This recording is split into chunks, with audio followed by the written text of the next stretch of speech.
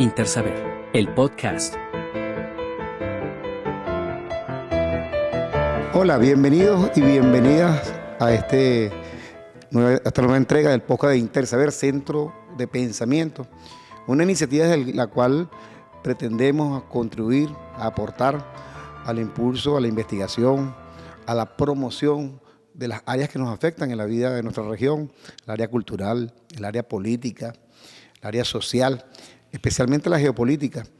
Y queremos además contribuir a hacerlo desde una perspectiva de la solidaridad entre los pueblos, el respeto por el principio de autodeterminación y buscando siempre, por supuesto, apostar a un mundo multipolar, a un mundo más justo, más equitativo. Nos puedes entonces encontrar en el canal de YouTube, Intersaber, Centro de Pensamiento, y también, por supuesto, te invitamos a que te suscribas a este canal. Visita nuestra página www.centrointersaber.org y síguenos en Instagram, en Facebook, en las redes sociales, Intersaber Venezuela. Bueno, hoy estamos además muy honrados por contar con un invitado muy especial. Se trata nada más y nada menos que de un hermano de este país, y un hombre a quien respetamos mucho en toda la región latinoamericana, Fernando Buen Abad Domínguez, filósofo mexicano de nacimiento, en la Ciudad de México, puedo decir 1956, ¿sí? Lo puedo decir, ¿no? Sí, por favor. Especialista en filosofía de la imagen, filosofía de la comunicación, crítica de la cultura, estética y semiótica, es director de cine egresado de Nueva York, licenciado en Ciencias de la Comunicación, máster en Filosofía Política y doctor en Filosofía. Puedo hacer un poco completo con todos los títulos y alcance de Fernando Buen Abad. Pero lo más importante es que es un hombre muy comprometido con América Latina, con sus procesos, y muy comprometido con Venezuela. Y por eso para nosotros es un enorme honor contar con tu participación en este podcast. Y iniciamos de una vez, Fernando. Primero saludarte y agradecerte que estés con nosotros compartiendo este espacio. Y para iniciar inmediatamente, acaba de culminar un congreso convocado en Caracas contra el fascismo, ¿no? Abordar el tema del fascismo, del neofascismo y otras expresiones, así se le dio el nombre.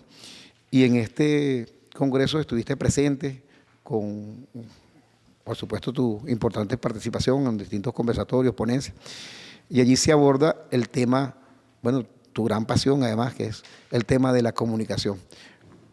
¿Cómo se conecta el tema de la comunicación con este fenómeno que aparece ahora, no solamente en la región latinoamericana y en el caso del proceso venezolano, sino en el mundo entero, el caso del fascismo? ¿Cuál es la conexión directa con la comunicación en estos días? Bueno, primero una línea de agradecimiento contigo y con esta institución que tiene una vertiente importante de preocupación por la educación, lo que me parece que es absolutamente fundamental para esta etapa del crecimiento de nuestros pueblos y de la realidad latinoamericana. Así que te agradezco muchísimo la hospitalidad y la generosidad de semejante presentación. Yo, además de todo, digo que estoy inventariado en Venezuela, porque me encanta venir a sentir de cerca, ¿no?, el vigor y la claridad y la dirección política que este país asume ante el mundo. Y no lo digo por halagos gratuitos, no me gustan, pero es que uno viene a aprender cosas, muchas, así que por eso doblemente agradecido. El congreso que se organizó aquí es una gran audacia del gobierno venezolano y de su pueblo, porque es una respuesta de dignidad, de claridad y de honradez intelectual ante un fenómeno que tiene ya larga data, el conocido nazifascismo, y hasta ahora mismo no sé que haya un gobierno que haya tomado semejante audacia para primero abrir un espacio de debate contra el nazifascismo, denunciarlo en sus antecedentes, en su situación actual y en las perspectivas que tiene, en revisar las corrientes internas de ese movimiento, que en realidad es un salto, es un retroceso civilizatorio, es un salto atrás en la historia de la humanidad, el nazifascismo, que representa crueldad, que representa lo más macabro de la lógica del capitalismo,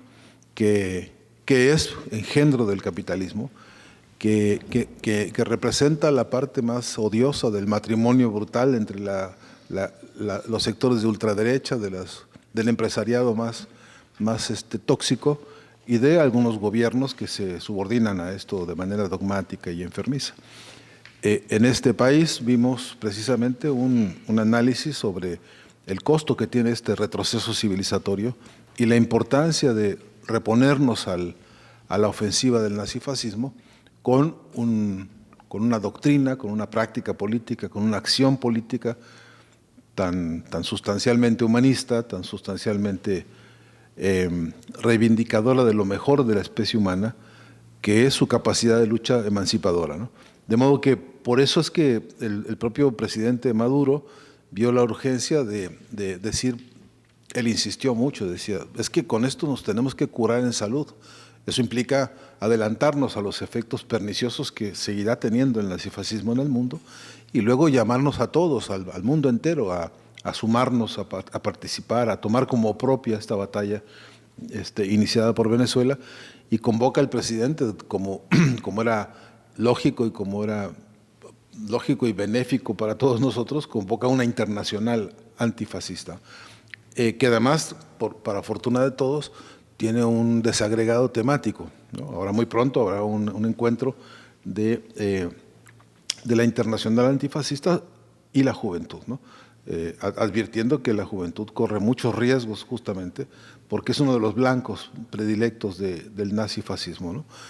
Y además, por otro lado, otros temas. Tendremos un congreso sobre comunicación y la internacional antifascista, porque a respecto de tu pregunta, el nazifascismo entendió muy pronto la importancia de la comunicación.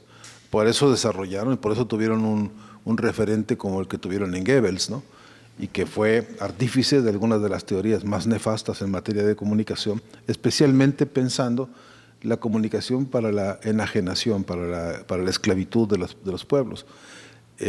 Tuvieron un proyecto de desarrollo incluso estético, ¿no? De la visión de la estética del nazifascismo con la obra de, por ejemplo, Leni Riefenstahl, ¿no? que fue una apología de la belleza, de la potencia física, del culto al cuerpo de la raza aria, que ellos decían es superior porque es superior en fuerza, porque es superior en belleza, porque es superior en ese poderío que era el de cuerpos perfectos, como ellos decían, ¿no? De modo que con eso quedábamos afuera del planeta todos nosotros, porque quedábamos como un estorbo, como desechables, como algo que no cabía en esa visión.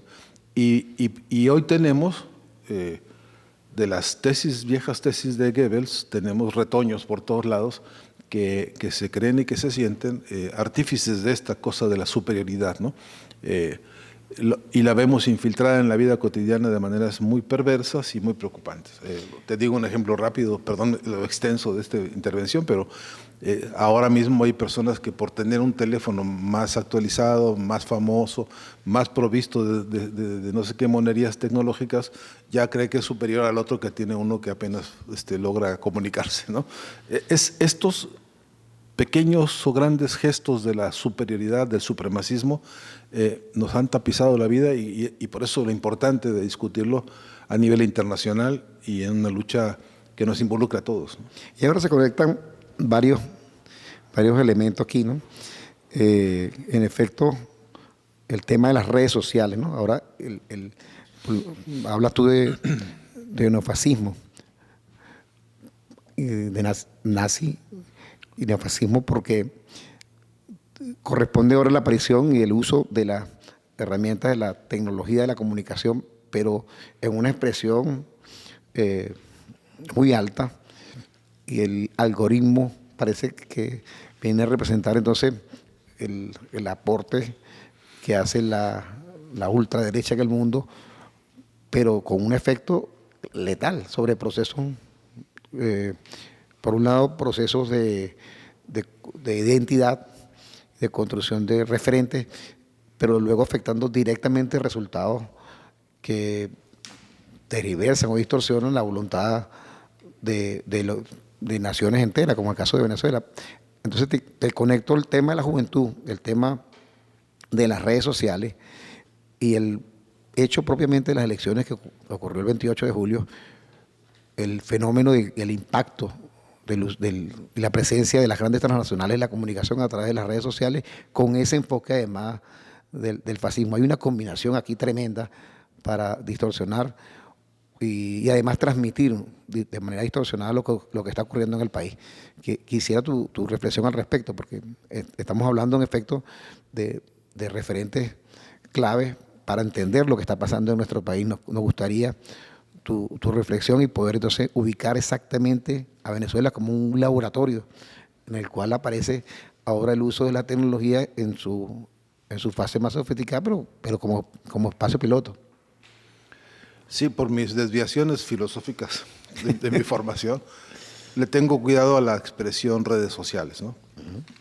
Yo creo que mal llamadas redes sociales. Lo que yo veo es una dictadura de la tecnología hegemónica e imperial, a través de la cual lo que se produce es un sistema de saqueo de información en todo el mundo para fines absolutamente aviesos y fines estos que son los de la dominación y del mercantilismo, del individualismo y de la subordinación de la especie humana. Por lo tanto, es una emboscada ideológica llamarles redes sociales, por cuanto que se comportan como una dictadura del algoritmo, por ejemplo, ¿no? Y por cuanto que para esa dictadura lo que pretende, entre otras cosas, desde luego, y ya lo sabemos, es adueñarse de las riquezas naturales de los pueblos. Contra Venezuela eso es una evidencia palmaria, ¿no? Sabemos todos que la avaricia, la estulticia del imperio empeñado en quedarse con las riquezas de este pueblo, no tiene medida, no tiene ética, no tiene controles, es una avalancha de odios, ¿no? contra Venezuela.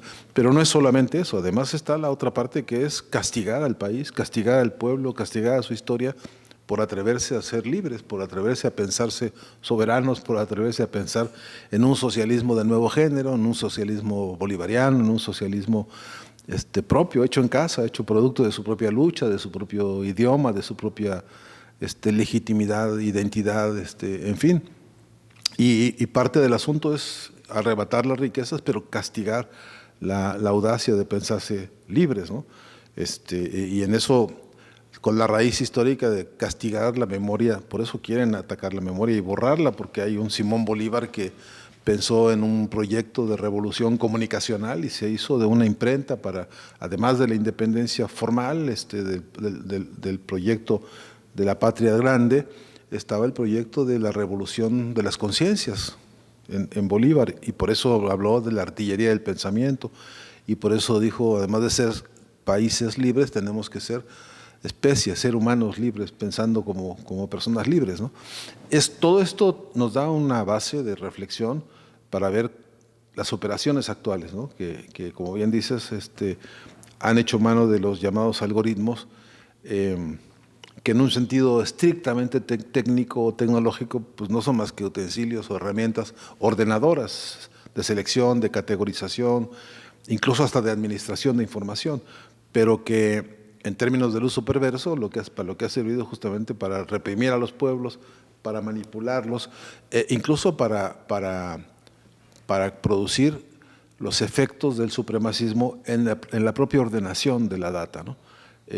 Y ya sabemos que todos los que no tenemos un poder adquisitivo y que no nos comportamos según las preferencias de las influencers, llámense, sean estos influencers ideológicos o personas o los atractores de interés, incluso distractores de la información, incluso corruptores de la información que tenemos, como las fake news, que operan a partir de los algoritmos y que todos quedamos desechados en la medida en que no tengamos poder adquisitivo, en la medida en que no tengamos capacidad de voto o de sumar masas para las preferencias de una u otra tendencia. Vamos quedando como en un segundo almacén de sujetos que son medianamente útiles. Pero también es cierto que los algoritmos operan en la dictadura del algoritmo, opera en la dirección de constituir herramientas de combate contra los pueblos en el sentido también ideológico, ¿no? A mí en particular me preocupa, tú sabes que yo tengo hace algún tiempo trabajos de investigación semiótica y en la parte profunda de la semiótica que trabajamos, yo defino la semiótica como la ciencia de las apariencias, ¿no? Para desentrañar qué hay atrás de lo que vemos, ¿no? Mi abuelita me decía, cuídate, mijito, caras vemos, corazones no sabemos, ¿no? O el león no es como lo pintan, decía. Bueno, y para descubrir qué es lo que hay atrás de las apariencias, contamos con esta ciencia llamada semiótica. Y la parte más potente de esa ciencia es la disputa por el sentido. El eje concreto de cómo construimos las nociones sobre la realidad, las nociones sobre el bien, sobre el mal, cómo interpretamos la vida misma, ¿no? Esa disputa la vamos dando día a día, en distintos escenarios, en distintos momentos, en lo cotidiano, en cuando vamos al baño de nuestra casa en la mañana, a ducharnos, a prepararnos para salir, ya tenemos invadido el baño por toda la operación monopólica internacional. Ahí están todas las marcas, en el papel sanitario, en la pasta para los dientes, en el shampoo, en todo lo que usamos, ahí ya tenemos presencias, no solo de sus objetos, sino de su cultura, de su lógica del uso, de su lógica de la higiene, de su lógica hasta del placer de los perfumes. Tenemos invadida la vida cotidiana con todos estos factores, que son también fórmulas de algoritmo, ¿no? En términos de la cotidianidad. Así que creo que nuestro trabajo, en términos no solo de denuncia, sino de análisis profundo de cuáles son las cargas de sentido, lo que yo creo que ellos, lo que yo diría que son las fábricas de contenidos de ellos, que nos inundan la vida cotidiana y que nos interpelan para saber, mientras tanto, qué estamos haciendo nosotros. Que esta es la otra parte de la reflexión, ¿no? Empecé celebrando el trabajo de ustedes en el campo de la educación, porque creo que la contraofensiva tiene que ir al fondo del problema mientras ellos se las ingenian para borrarnos la memoria, también están trabajando y te cuento si quieres, para no alargar demasiado esto, pero hay un punto complejo que podemos incluso estudiar con el ejemplo de Argentina ahora mismo. Ya no importa si es verdad o si es mentira lo que te dicen, ya ni siquiera importa qué valor tenga respecto a la cordura o al sentido común o a la lógica o incluso al sentido de decencia básica. Lo que importa es que te destruyen el principio de noción de realidad y entonces te obligan a someterte a dogmatismos básicamente producto de la pulsión de odio. Este presidente, se me va el nombre, pero dijo el presidente Maduro tiene una definición muy interesante de homo nazi, ¿no? Probablemente así fue la expresión. Ganó elecciones en provincias, estados de Argentina donde nunca puso un pie. El tipo no conoce una sola calle, no conoce una sola persona, no sabe ni siquiera cómo están los letreros, ni si hace frío, ni si hace calor. Ahí ganó por mayoría a cualquiera de las fuerzas históricas que militan en el territorio, les ganó por un sistema de manipulación de datos en las llamadas redes sociales, ¿no? O mal llamadas redes sociales. ¿Y qué pasó ahí? Porque a pesar de la destrucción que está haciendo del país, a pesar del daño severísimo que le está haciendo a los jubilados, a pesar de la golpiza que les ha dado, no es metáfora, es real en la calle, a los ancianos, a pesar de que les ha restringido sus ingresos y les ha dejado migajas, a pesar de eso, el nivel de simpatía que tiene en las encuestas sigue siendo muy alto. ¿Qué está pasando? Esta es una pregunta, a mi entender, importante, porque bueno, es la que pasa decíamos hace un momento, con Trump. 19 sanciones, 19 espacios de juicio ante los tribunales que lo han sancionado, que han detectado. Con sentencia. Con sentencia firme y todo. Y no obstante eso parece que se vuelve un adorno más del tipo y ahí está compitiendo por la presidencia de Estados Unidos. Ahora, en ese análisis que hace del tratamiento de los sentidos, porque ellos acusan de dictadura lo que hace Venezuela. Es decir, a Venezuela se refiere en todos los espacios, diariamente, como una dictadura. Y tú has abordado la labor que ellos hacen como la dictadura, realmente la dictadura de los dueños de los medios de comunicación y de las redes. Entonces, ¿cuál al final para el ciudadano común, para el hombre, para la mujer de a pie. Entonces entra en un juego de ver qué es aquí la dictadura, cuál es la dictadura. Por un lado, te repiten dictadura, dictadura todos los días y termina construyéndose un sentido, un concepto, ¿no? Un referente. Al final pareciera, como tú dices, que no importa qué es verdad, qué es mentira, se construye una realidad. Y el juego de la comunicación allí entonces pasa a ser de muchísimo peso, ¿no? Pareciera que es determinante el factor comunicacional en todo su proceso, tan complejo como lo abordas tú en tus estudios, la semiótica, y muchísimos estudios, muchísimas referencias que has hecho a lo largo de tu andar. En este instante pareciera que hay un peso, digamos, decisivo, decisorio. ¿De qué manera se puede enfrentar entonces la dictadura de la comunicación frente a los procesos de liberación que desarrollan nuestros pueblos? Sí, bueno, qué pregunta. Está claro que es dificilísimo. Dicen los filósofos, las verdaderas preguntas no se agotan con las respuestas, ¿no? Porque, por cierto, que es una pregunta realmente importante la que haces y realmente es una pregunta crucial para nuestro tiempo. En su momento Lenin se la hizo también, ¿no? ¿Y qué hacer ahora frente a este desastre? Y creo que se pueden escalar niveles de la respuesta.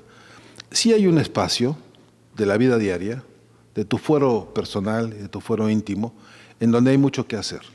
Por ejemplo, un trabajo que es importante es preguntarnos, ¿y de qué lado estamos cuando nos enfrentamos a un mensaje cualquiera, de cualquier medio, ya sea de las llamadas, mal llamadas redes o de la televisión o de la prensa?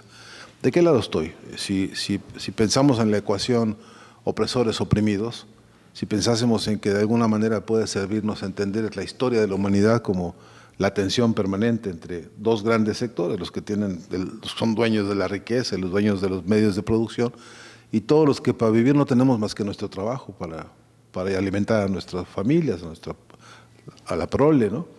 Entonces, en esa dicotomía es crucial para nosotros preguntarnos de qué lado estoy, porque a veces uno sabe perfectamente que está del lado del asalariado, del trabajador, pero a veces la cabeza está defendiendo a los otros, ¿no? Y hemos visto, yo por lo menos te puedo hacer ahora un recuento en México de cuántas veces nos entretuvimos mirando al Chavo del Ocho, por ejemplo, que es el espectáculo de una vecindad popular con condiciones muy lamentables con un niño viviendo en un barril abandonado. Nadie le dio un abrazo, nunca nadie se acercó a darle ropa, comida, escuela, salud. Toda la vida abandonado en una especie de pirámide de violencia sobre su cabeza, además un adulto pegándole en la cabeza, cada vez con violencia física, violencia económica, violencia política, violencia afectiva de todo tipo. Y con eso nos entretuvimos durante años, defendiéndole a Televisa su derecho de comerciar con ese espectáculo de la miseria y haciéndolo de esto una especie como de ternura de escapatoria, de no ver la realidad. México ocupa el segundo lugar mundial en niños de la calle, niños en condición de calle, como se dice ahora, ¿no? Ya ahora hay nietos de la calle y con eso nos entretuvimos en la televisión muchos años. Entonces teníamos descompuesta y disociada la cabeza, porque por un lado sabemos que somos parte de ese niño y de esa realidad y de esa vecindad, pero por otro lado estábamos defendiendo el espectáculo de Televisa. ¿Qué pasa con eso? Me parece que es un ejercicio de fuero personal definir quién soy y dónde estoy en el escenario de la pugna, de la disputa de clases, ¿no? Eso es crucial, para no andar defendiendo con mi pobreza la riqueza de otros. Esta ecuación es compleja y es importantísimo que la trabajemos en la vida diaria. Y luego vernos nosotros en la vida diaria también, ¿no? Porque que somos todos víctimas, algunos decimos que tenemos una formación burguesa, ¿no? Indefectiblemente en un sistema capitalista nos ha contaminado a todos. El problema no es darnos cuenta de eso, el problema es saber qué tan orgullosos estamos del asunto y qué hacemos frente por ejemplo, a la dictadura de las pastas de dientes. Procter & Gamble es dueña de estos artículos y productos que tenemos metidos en la casa, por todos lados, en el baño particularmente, y son dueños también de parte de la industria bélica norteamericana. y son dueños también de parte de la industria financiera, bancaria norteamericana, y son dueños también de una parte de la industria mediática. De modo que estos te venden el cepillo de dientes y luego te venden el noticiero, te bombardean por la mañana y te venden el noticiero por la noche. Son los mismos todos ellos. Ya sabemos que el informe McBride del año 1980, que estudió los problemas de la comunicación en el mundo, estaba escandalizado porque entonces en el año 80 eran como 300 los dueños de todos los medios. Hoy son 9 o 10 los dueños. Y dice el informe, la concentración monopólica de medios es una amenaza contra las democracias. Pensémoslo, porque efectivamente cuando lo vemos en el cepillo de dientes y reflexionamos un buen día con una semiótica de lo cotidiano, decimos, ¿hasta dónde me hicieron cómplice de esto? Y Venezuela está entendiendo esto de una manera que a mí me conmueve realmente, porque hoy escuché que algunas comunas están produciendo jabones que sustituyen a las marcas que conocemos, que tenemos metidas hasta en el lavaplatos, ¿no? Que hay un esfuerzo muy interesante de ser autosuficientes en materia de estos productos para la higiene y para absolutamente indispensables para la vida diaria, y que se están produciendo, por ejemplo, para sustituir hasta la moral de esa cosa que sirve para perfumar la ropa, ¿no? Hay personas que no pueden vivir sin que la sábana y la cobija y la camisa tengan ese perfumito, que es casi un placer afectivo que se tiene, hasta una cosa de satisfacción de moral, ¿no? De tener el producto, no voy a decir el nombre, pero que llena de satisfacción porque parece que esto es lo limpio, que esto es lo pulcro, que esto es lo moderno, que esto es lo actual, esto es lo aceptable. Bueno, hay una comuna que está produciendo alternativamente, con visión ecológica, con visión sociológica, con un precio accesible, con una participación comunitaria, y está haciendo una batalla semiótica, una batalla comunicacional de escala humana, de escala inmediata. Y el gran problema de eso es que no sabemos construir el relato que cuenta esta historia. Nuestra capacidad de narrativa no está a la altura de las necesidades históricas, no estamos contando esta historia como deberíamos. Y así como esta que te digo, tenemos la misión vivienda, es un monumento humanista, la misión vivienda, para el mundo entero. Esta preocupación están por llegar a 6 millones de casas entregadas en este país.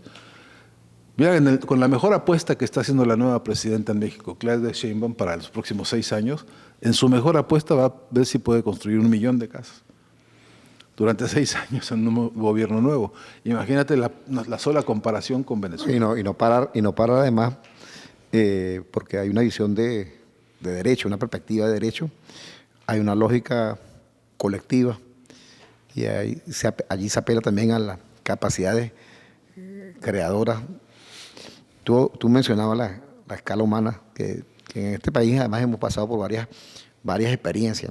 Hay todo un inventario de diversos momentos. Hablamos de los núcleos de desarrollo endógeno, por ejemplo, una apuesta, justamente hablando de escala humana, de cuáles son las necesidades que se encuentran en un determinado territorio, levantados por quienes viven en ese espacio, no por un funcionario que viene de afuera a decir, bueno, ahora aquí hay que hacer esto y esto, aquello. Entonces, hay una gran apuesta, que ahora el presidente Nicolás Maduro, bueno, ha hecho en estas audacias de las que tú mencionas, un proceso de consultas, ¿no? Estamos recurriendo ahora a procesos de consulta que tienen como intención, número uno, volver a tener una mirada sobre la escala. 2, poder ubicar las necesidades que además parecieran siempre infinitas, ¿no? Bueno, en el capitalismo más infinitas son, pero sí, en el caso nuestro parecen muchísimas frente a lo finito de los recursos, más en un país bloqueado con más de 900 sanciones, bueno, todo lo que conocemos.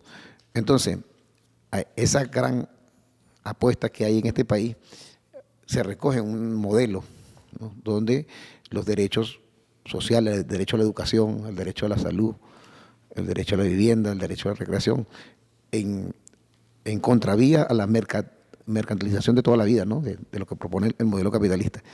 Sin embargo, en lo comunicacional aparecemos siempre de una manera deficiente, no terminamos de construir los mecanismos que nos permitan, bueno, mostrar estas grandes victorias que tenemos. A ese respecto, yo iba a decirte que también necesitamos habilitarnos para dar una contraofensiva comunicacional, en la que también juguemos con las reglas de ellos.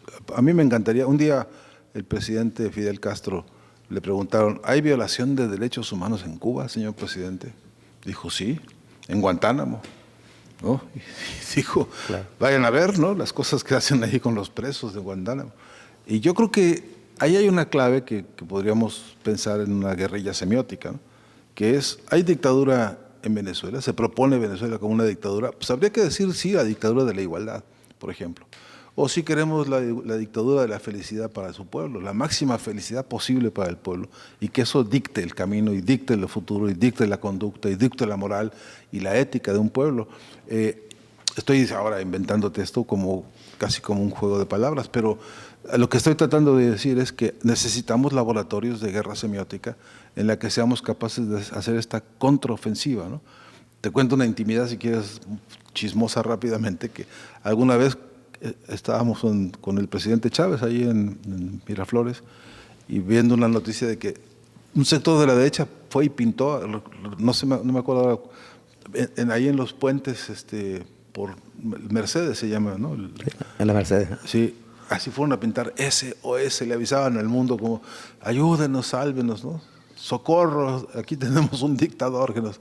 Entonces, jugando ahí le decía yo al presidente, oiga, deme chance de ir a hacer una intervención semiótica, ¿no? Y bueno, pues, me ayudaron a conseguir un botecito de pintura y me fui para allá y entonces empezamos a ponerle a esos SS, le pusimos socialismo o socialismo, ¿no? Y fue muy interesante porque lo hicimos como pequeño laboratorio, ¿no?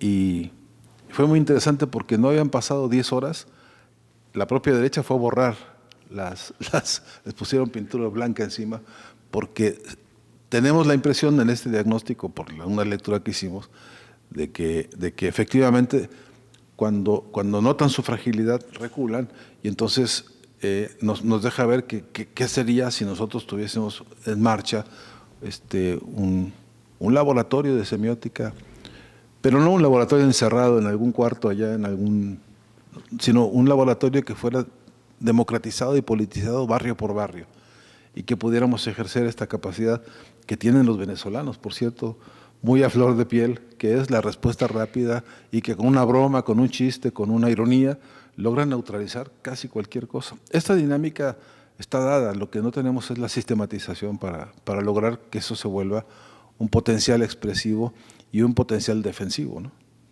Bueno, tú has dicho aprender a usar las herramientas, un poco las reglas de juego también.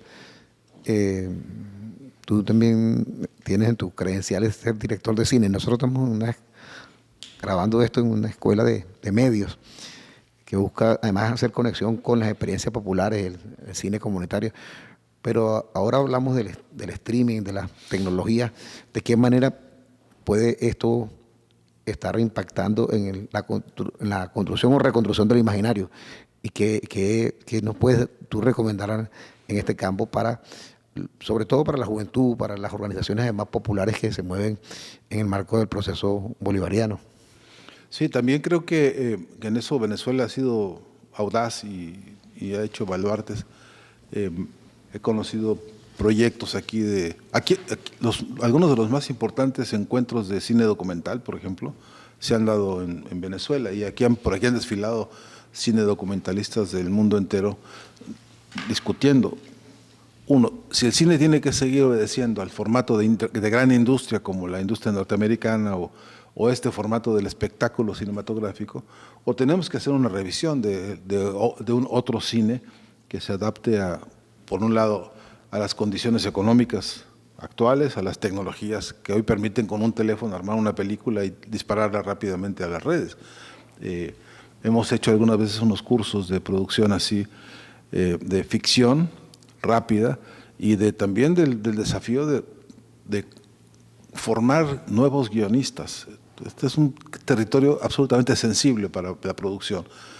Yo no veo muchas posibilidades de desarrollo si no hay una corriente de guionistas que estén trabajando sobre la estructura del diálogo, La lógica de una narración fílmica que se instala en un conflicto, no hay historia si no hay conflicto, se dice de ordinario, nos obliga a revisar los conflictos. ¿Cuáles? ¿Cómo? ¿Dónde los leemos? ¿Dónde los detectamos? Y además, tensión e incertidumbre, ¿no? Como los que somos muy chismosos sabemos muy bien que para construir una historia necesito decirte, por ejemplo, ¿a quién crees que vi entrar el otro día a tal domicilio? ¿Y qué crees cuánto tardó en estar ahí? ¿Y a qué horas crees que salió? Vente que te lo voy a contar, nos tomamos un cafecito y te doy detalles. Esta pequeña historia que acabo de contarte sobre el modo de la historia, ya te abre 4 o 5 pistas y no estamos entrenando lo suficiente para generar esta corriente de guionistas que sean capaces de entender el conflicto, la tensión, la incertidumbre y el desenlace. Hay un nuevo desafío literario en la construcción de guiones hoy, una nueva literatura que es la literatura guionista. Yo soy profesor de cine y literatura en una universidad argentina y todos los espacios que tenemos discutimos estas cosas. El gran dilema de no estar especializándonos en estos aspectos. Y después está el problema de la filosofía de la imagen, la capacidad de relato de una toma, que tiene lo que una toma te puede permitir en función de la movilidad de los equipos. Hoy tú te puedes subir a un transporte público cualquiera con un teléfono y desarrollar una narración que ya hubiera querido Edgar Morán cuando fundaron el Cinema Verité y toda esa historia anhelaban, ¿no? Cuando pudieron traerse una batería de coche para subirse a un transporte y hacer que se moviera una cámara pesadísima, ya estaban contentísimos. Hoy esto es una revolución de la mirada que permite la ubicuidad casi absoluta, ¿no? Hoy es posible que tú te metas con una cámara a mirar el interior del cerebro mientras se hace una cirugía no invasiva, ¿no? Intracraneal. Eso pasa, eso es que existe hoy. Entonces, la gran revolución de la mirada tampoco la estamos estudiando. Hay una antropología de la imagen que no estamos actualizándonos y creo que en la medida en que desperdiciemos todos esos campos de reflexión, de estudio y de ensayo y de experimentación, nos vamos quedando medio cortos en la cosa, ¿no? De todas maneras, esto no quiere decir que se eclipse la capacidad creativa, ¿no? Porque todavía vemos grandes cineastas que están haciendo microhistorias o macrohistorias en el cine, que están contando momentos extraordinariamente valiosos. Ahora, el otro problema es que de nada sirve que tú produzcas una pieza magnífica si la pieza magnífica no sabe cómo circular, en dónde, hacerse visible, ¿no? Literalmente hablando. Y ahí tenemos otro gran reto. Se nos fueron ya los cineclubes. Hoy no estamos inventando cineclubes digitales, por ejemplo, ¿no? No tenemos una plataforma del nuevo cineclub, del microcine que está, o de las microproducciones, que te muestran, qué sé yo, los hechos maravillosos. Hace poquito vi una película de 3 minutos que me sedujo enormemente porque en un parque allá en México, en Chapultepec, se dio la escena absolutamente casual y circunstancial. Estaban unos compañeros ahí, cineastas jóvenes, y escucharon, con la cámara encendida, a un señor muy mayor, más que yo, y eso ya es decir bastante, y una señora que andaban paseando por ahí, tomándose su chocolatada esa que se van, ¿no?, paseando, y le declaró su amor a la señora, y le pidió matrimonio. Entonces, esta mujer mostró el baluarte del rubor todavía, se sintió halagada, se sintió querida, se sintió apreciada, y sonrió plenamente. Y ahí termina la película. Y dice un poco que el amor es lo que salva todo, ¿no? Entonces, esas pequeñas historias, esto que te acabo de contar es circunstancial, casual y no es una producción planificada, casi el azar lo llevó, pero la antropología de la imagen permitió una ubicuidad, un estar en un sitio donde de otra manera hubiera sido imposible. Desde luego que consiguieron el permiso de la pareja para mostrar la película, no fue un abuso de intimidad, pero sí estoy convencido de que ahí hay un camino que pone en evidencia algo que creo que en el cine está haciendo falta hoy por hoy, es no confundir la táctica con los principios. Bueno, mira, traerte esas reflexiones tan bonitas, tan elaboradas, para pedirte que te refieras también, ahora ya de manera más lo que está pasando en nuestro país, porque tú hablas de la semiótica de los votos. Y bueno, Venezuela, lejos de ser una dictadura, es un país que está viviendo una cultura del voto. Aquí votamos, hay votaciones para todo. Votaciones desde el presidente de la República para seleccionar al presidente de la República hasta los procesos ya de orden comunal, y hay las vocerías comunales. Es decir, tenemos una cultura y tenemos una interacción con el voto. Pero quisiera que te refirieras, cuando hablas de la semiótica de los votos y viendo en tu filosofía de la imagen, este proceso con respecto a los votos y contrarrestar esto con ese llamado, con esa intención de tildarnos de dictadura. Me gustaría tu reflexión. Sí, porque bueno, siguen siendo las paradojas, ¿no?, que estamos viendo con preocupación y con dolor, porque este país es un esplendor de votos, ¿no? Pues lo ves cuando lo veas, es que aquí se las ingeniaron para que la voluntad democrática de este pueblo encuentre siempre un espacio para caudales, ¿no?, caudales expresivos, y que no solamente son legítimos, sino que además son legales, y además son políticos, y además son culturales. Aquí ya hay una cultura de la transparencia electoral que es, bueno, reconocida y certificada incluso por muchos observadores internacionales, ¿no? Pero nuevamente nos encontramos con que ese esplendor de voluntad electoral se nos asfixia en el silencio, en no tener capacidad comunicacional todavía para mostrárselo al mundo como debería ser. A mí me gusta decir que algo muy bueno de estar haciendo Venezuela, que molesta tanto a las burguesías y tanto a las derechas y a las oligarquías, porque en la medida en que reaccionan desesperados y enloquecidos, quiere decir que algo bueno se está haciendo, que les molesta, ¿no? Y una de esas cosas que los molesta tanto es justamente el ejercicio robusto de la democracia en este país. Y eso tiene un significado humanista muy profundo, pero no lo estamos contando, creo yo, como debería, por lo menos en el tamaño que es. Una comparación elemental es que la fortaleza, la transparencia, la legitimidad y legalidad del voto en Venezuela rebasa por siglos a lo que ocurre, por ejemplo, en Estados Unidos. Ya no digo Europa, donde todos son súbditos, y ahí el problema de la voluntad democrática pasa a ser intrascendente, pero en los países que se dicen democráticos, no hay quien se atreva a esta audacia democrática electoral de este país.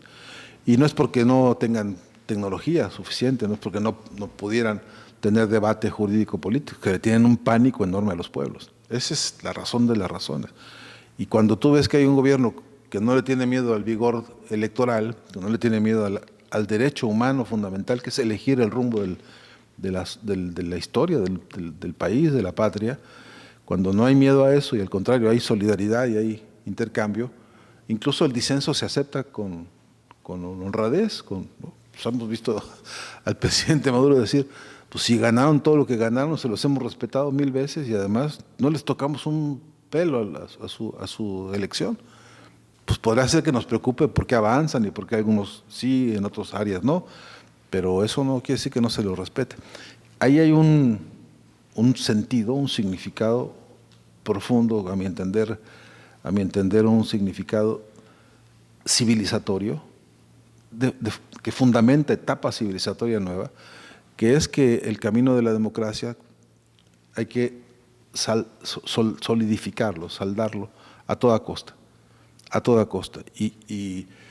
y esto que pasó desde el día 28 en las recientes elecciones y hasta el presente, incluso los episodios terroristas que han querido descarrilar la vida democrática de Venezuela, acusan cuánto le duele a la derecha su incapacidad de ni siquiera soñar una cosa similar, porque entre otras cosas, y esto es importante decirlo, la derecha está viviendo una crisis intelectual gravísima. En otra hora tuvieron intelectuales que eran sus referentes. En otra hora tuvimos incluso al propio presidente Chávez aquí, retado por Vargas Llosa para decir, vamos a hacer un debate, no sé qué, intelectual. De igual a igual, le dijo, ¿no? Y me acuerdo bien que el presidente le dijo, bueno, pues entonces usted vuélvase a Perú, vuélvase otra vez peruano y otra vez gane la presidencia y cuando gane, pues ahí seremos iguales y ahí discutiremos lo que usted quiera. Con una inteligencia el presidente Chávez. Pero es cierto que desde entonces, con esa audacia y atrevimiento de estos intelectuales, el declive en ellos, en la producción intelectual, ha sido gravísima. Hoy no tienen una sola propuesta de Estado, hoy no tienen una sola propuesta ni humanista, ni social, ni política, ni de ningún orden, ni siquiera estética, para ofrecerle a la humanidad una salida a sus angustias, a sus miedos. No tienen, su única oferta es la del saqueo y su única oferta es la de la resignación para los pueblos. Y eso hoy no tiene cabida en el fulgor revolucionario y electoral que es Venezuela. De modo que es un gran desafío. Yo creo que tenemos que hacer un trabajo de semiótica que es poder observar qué hay atrás de las apariencias. Y cuando una persona va con su voto hacia una urna para poner el dedo, para poner la elección, para ratificar un rumbo para la sociedad, está poniendo en juego su pasado, su presente, su futuro, sus hijos, su trabajo. Y si el voto es irresponsable, las consecuencias pueden ser gravísimas, como en la Argentina hoy por hoy, ¿no?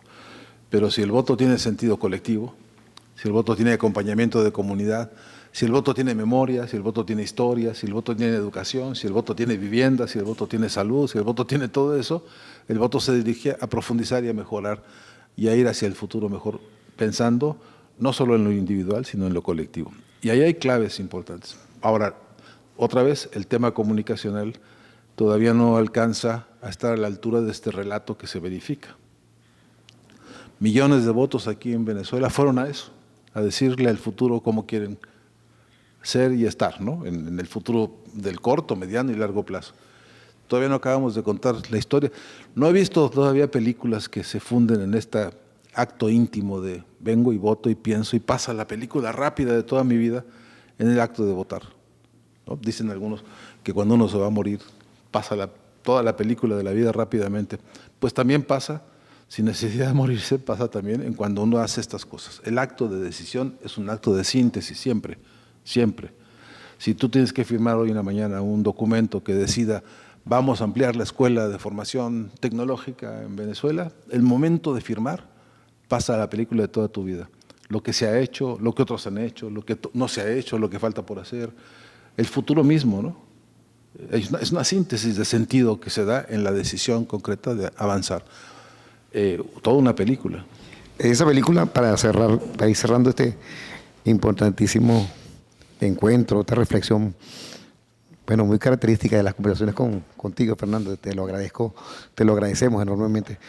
Pero la fotografía, la foto que tiene Fernando en este momento de América Latina, en la disputa que existe en esta parte del mundo, pues hay procesos, digamos, muy interesantes, profundos, y hay, pareciera también, retroceso en esta parte del planeta Tierra. Entonces, frente al fenómeno del fascismo, como empezamos el programa, frente a la juventud invadida por los algoritmos y por la tecnología,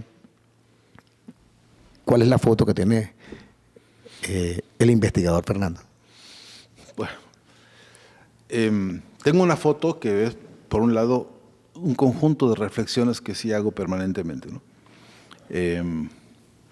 Colecciono muchos discursos. De hecho, me he leído los programas políticos de casi todos los partidos políticos de América Latina. Por cierto, la palabra comunicación casi no aparece en los idearios políticos. Es un problema serio, ¿no? Sí que leo mucho, todo lo que puedo todos los días, repaso a don Luis Brito García, ¿cómo que no? Permanentemente. Sí que bueno, trato de estar informado todos los días. Pero mientras voy informándome también todos los días, por el método de trabajo mío, toda mi lectura siempre está bajo sospecha, ¿no? Y me pregunto, ¿estoy leyendo correctamente esto? ¿Estoy seleccionando correctamente lo que estoy leyendo? No me estoy dejando llevar por lo que dicen estos o por ciertas tendencias, por ciertas corrientes. Y entonces lo que me ayuda a corregir, lo que me ayuda muchísimo a corregir para ese retrato, para esa fotografía, es que la historia hoy se está escribiendo en otro lugar. No en la prensa, no en las mesas de redacción, no. La historia se está escribiendo en los frentes de lucha de los pueblos. Ahí, en la base, en Chiapas, el movimiento zapatista, los pueblos originarios de todo el continente están escribiendo la historia reciente. Ahí ellos están escribiendo la agenda de lucha, ¿no? Hay, en este momento en América Latina debe haber unas 300 huelgas obreras, mineras, de industrias, en todo el continente, incluyendo a México y buena parte del sur de Estados Unidos. Esos trabajadores que tienen frentes de lucha, algunos que son demandas básicamente salariales, pero hay otros que ya avanzaron hacia el debate político también. Ahí se está escribiendo la historia, esto están diciendo para dónde quieren ir, incluso una vez saldado el problema del salario, etcétera. Hay incluso huelgas de artistas, ¿no?, que están protestando porque se ha mercantilizado de tal forma la producción artística, incluso los museos que ahora cobran carísimo por entrar y las galerías son una cosa nomás para ricos, para decorar la casa de los ricos. O sea, hay un debate profundo en el que se muestra y se expresa el debate de artistas y de colegios de científicos, ¿no?, que están protestando contra los laboratorios que están especulando con las insulinas o con, en fin, con una cantidad de productos, siempre subordinando la ciencia a la lógica del mercado. Ahí hay huelgas, expresiones de científicos en el CONACYT, CONICET, hay grupos de científicos fuertemente enojados con lo que está pasando y tratando de proponer una ruta, una agenda distinta. Si coleccionamos la agenda de la lucha de los pueblos desde abajo, tienes una redacción distinta del relato. Ahí hay otra película, ahí hay otra fotografía. Y esa es la que nos ayuda a corregir. De pronto nos vemos pensando, qué importante sería que los filósofos hiciéramos tal cosa. No, lo que hay que hacer es acompañar a los pueblos y poner al servicio de esas luchas todo lo que creemos que sabemos, ¿no? A mí me parece que eso ayuda muchísimo para tener mayor nitidez frente al retrato y también para saber de qué lado estoy en el retrato, ¿no? ¿Qué lugar ocupo yo en el diálogo con la imagen, con el contenido, con la semiótica, con la semántica, con la sintaxis misma de quienes están escribiendo la historia de las luchas hoy, ¿no? Y luego el contraste que es necesario. Mira, América Latina hoy es un archipiélago inmenso de voluntades comunicacionales emancipadoras, como nunca, páginas web, blogs, Twitters, Facebooks, todas esas mal llamadas redes sociales están plagadas de voluntades comunicacionales emancipatorias. Nuevos canales de YouTube, nuevos canales de todo lo que se puede, de Telegram, ¿no? Miles y miles. Es un archipiélago enorme de voluntades comunicacionales, pero es un archipiélago inconexo. Este es el gran problema. Y es un archipiélago, además de inconexo, un archipiélago huérfano de un programa de unidad.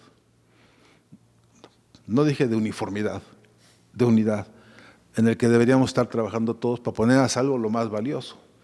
Si nosotros hoy, ese gran inmenso archipiélago, pudiéramos articularlo con alguna fortaleza metodológica y le dijésemos, mira compadre, o defendemos la fortaleza, el esplendor democrático de Venezuela, o este continente todo va a sufrir condiciones lamentables. Si tuviéramos pactado eso, no se atreverían los otros a vociferar lo que vociferan ahora, ¿no? Si hubiéramos pactado ya esa fortaleza, ese músculo comunicacional en todas sus definiciones, y le dijéramos y pudiéramos en este momento decirles, la internacional antifascista es también tu casa, es también tu espacio, porque todos estamos bajo amenaza de esto, te juro que tendríamos segurito ya una respuesta que sería un clamor continental. Y todavía no llegamos a eso, pero el retrato ya contiene la agenda de esto, y lo que tenemos que hacer es ayudarnos todos, porque lo único realmente nuevo que va a haber en comunicación es incorporar la agenda de las luchas desde abajo. Bien, Fernando, mira, aprovechar en la realidad geopolítica y los cambios que vienen ocurriendo en toda América Latina, pero nosotros en Venezuela, bueno, nos llenamos de muchísima alegría con el triunfo de Morena. Desde aquí de Intersaber, por supuesto, enviamos saludos a los compañeros de Morena con quien tenemos relaciones de trabajo, de intercambio de saberes, la solidaridad de los pueblos expresada también a través de compañeros y compañeras, que ese triunfo en México, el significado que tiene para América Latina todo. Sí, sabes que muchos y muchas estaban escépticos, no solamente ahora, hace muchos años, de la posibilidad de que una mujer gobernara México. Entre otras cosas porque somos un país con una raigambre machista muy fuerte, ¿no? Pero los que militamos el feminismo como vamos pudiendo, es decir, los que nos hemos dejado de educar por el feminismo, pues para ir aprendiendo más sobre igualdad, hemos venido viendo cómo ha crecido la propia figura de Claudia Sheinbaum en el contexto de la Cuarta Transformación. No hay novedad respecto a su militancia, es una líder que tiene muchos años ejerciendo la gestión de la voluntad del pueblo de México a través de su voto y de su elección, y lo que se ha hecho es ratificar el rumbo de ella, su propia valía. Algunos dicen en México con cierta cosa irónica, es que le van a quedar muy grandes los zapatos de López Obrador a esta mujer. Y nosotros militamos otra cosa, decimos, no necesita ponerse los zapatos de López Obrador. Los únicos zapatos que tiene que ponerse son los que el pueblo le está poniendo y proponiendo para la siguiente etapa, que por cierto ya no será López Obrador, será una nueva circunstancia, es otro México, ha cambiado muchísimo en muchos sentidos. Y tan ha cambiado México que justamente eligió una mujer para la presidencia del país, y eso nos cambia muchas cosas. No porque sea mujer solamente, sino porque además es una compañera que marca un programa y que entiende un programa, que lo lucha, que lo milita y que lo va a defender. En términos no de subordinación a la sombra, ni del caudillo, ni como mandatada por el jefe, sino porque el jefe encontró esa dialéctica que a mí me gusta mucho, que es que el alumno supera al maestro. Y López Obrador ha trabajado denodadamente para que el alumno supere al maestro. Y es una ética política que me parece vale la pena reflexionar, porque ahora el cometido de Claudia es que sus propios discípulos la superen a ella y tengamos una dialéctica seria en la vida política de México. Nosotros nos congratulamos, los que militamos con Morena y con la coalición, por cierto, hay que decir que la coalición que colaboró para llevarla a la presidencia, ahora tenemos un desafío todavía más interesante y más intenso, y es que sí triunfó una mujer, sí hay una corriente más nutrida y más potente de feministas en México, yo me incluyo en eso, pero es insuficiente todavía. Necesitamos que se ensanche, que se profundice, que se desarrolle esa concepción del feminismo, que no es de ninguna manera revanchista, como algunos gustan de manipular, que de ninguna manera se parece a la lógica de que ahora perdimos virilidad o perdimos vigor o perdimos importancia los hombres frente a... Es que tenemos que aprender a ser seres humanos iguales, y esta oportunidad es de oro, ¿no? Así que la victoria de Claudia y la victoria de Morena y de la coalición PT Partido Verde, lo que está haciendo es ponernos en la mesa de la historia otro desafío, que es echarle humildad, bajarle al machismo, recomponer nuestra historia y cultura machista, y eso, asumir ahora que Claudia no viene a negarnos la voz a nadie, sino que ahora son voces de igual a igual, ¿no? Muchísimas gracias, Fernando. De verdad que estamos enormemente agradecidos con tus sabias palabras, con tus sabias orientaciones. Ven siempre aquí a Intersaber a compartir con nosotros, y te agradecemos en nombre del pueblo venezolano toda tu lealtad, todo tu acompañamiento durante todo este tiempo. Desde que surgió la Revolución Bolivariana hemos sabido contar con tus reflexiones, con tu llamado a la comunicación como un elemento clave. Muchísimas gracias a nombre del equipo de Intersaber. No, pues el agradecido soy yo, más bien es al revés la cosa. Para no decir más cosas, les digo, no se van a librar de mí tan fácilmente, así que toda vez que se pueda, cuenten conmigo. Muchas gracias. Bueno, de esta manera finalizamos este podcast de Intersaber Centro de Pensamiento, y invitándolo, por supuesto, a entrar a nuestro canal de YouTube, a suscribirnos en el canal y a entrar a las mal llamadas redes sociales y allí encontrarnos en las distintas redes sociales. Intersaber Centro de Pensamiento, un esfuerzo importante por promover un mundo distinto, un mundo que debe estar basado en el amor. Hasta luego. Intersaber, el podcast.